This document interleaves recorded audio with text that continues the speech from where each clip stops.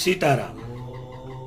जिस तरह योगी जी अयोध्या में है, उसी तरह जैसे उनकी डिमांड है, उसी तरह डिमांड किसी और की भी है बाबा महेश्वरनाथ धाम में।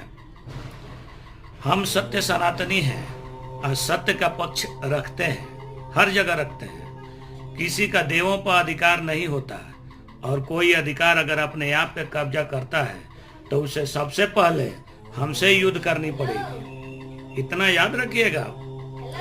ये इंसाफ की लड़ाई है।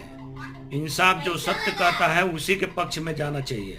आजाती है वहाँ पे जो बाबा महेश्वरनाथ में भी जो चल रहा है, उसकी भी इंसाफ की जरूरत है और सबकी जरूरत है। उसमें एक आदमी से नहीं, सबके महेश्वरनाथ धाम है और सब उनकी सहायता करें। वहाँ पे इंसाफ हो, वो जो वहाँ पे पराये हैं वो हट जाए।